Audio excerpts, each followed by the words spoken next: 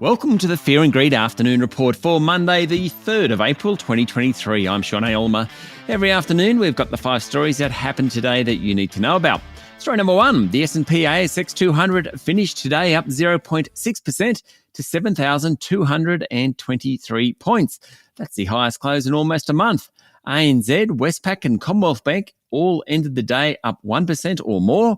Wesfarmers was up nearly 2%, and Woodside Energy and Santos both jumped 2.7% on the back of higher oil prices.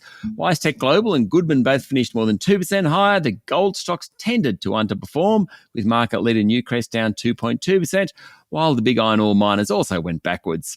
Story number 2, commodity markets have been all about oil today, and anyone hoping for some relief at the Bowser is going to be disappointed. OPEC Plus, the cartel of the largest oil-producing nations, announced a surprise cut in oil production of more than 1 million barrels a day. Previously, OPEC had said it would hold prices steady. Oil futures jumped sharply this morning. We talk about how we all feel about higher oil prices at the petrol Bowser, but the impact is far, far greater. Higher oil prices are inflationary, and central banks have said they're going to keep hiking rates until they've cooled off inflation.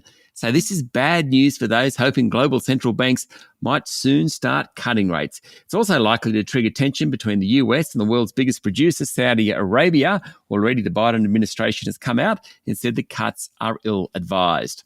Story number 3, as always, plenty of corporate news around today. Coles has agreed to acquire 2 automated milk processing facilities, one in Victoria and one in New South Wales, for around $105 million as it looks to shore up supplies of milk.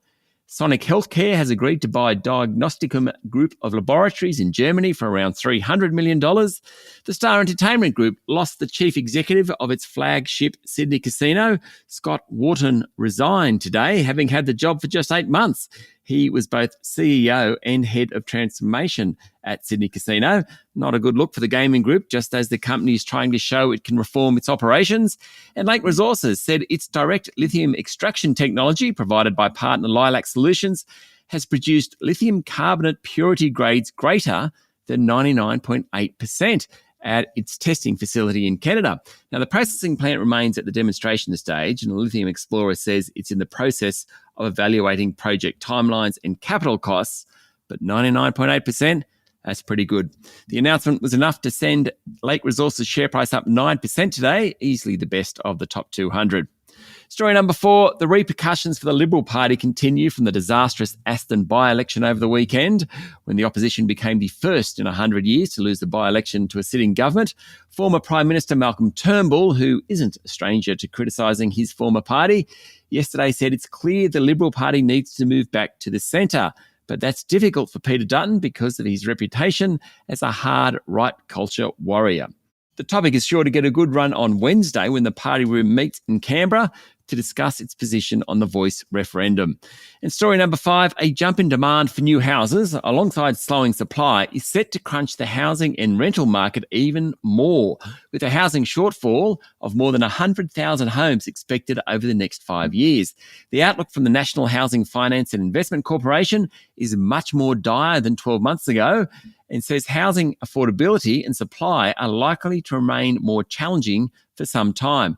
On the demand side, you have a surge in immigration since borders reopened, with net migration forecast to increase by 268,000 up until 2024. There's also expected to be a big jump in new household formations that's outside of migration. On the flip side, you have rising interest rates and construction costs dampening supply. Putting all that together, there's likely to be a shortage of around 106,000 dwellings over the 5 years to 2027.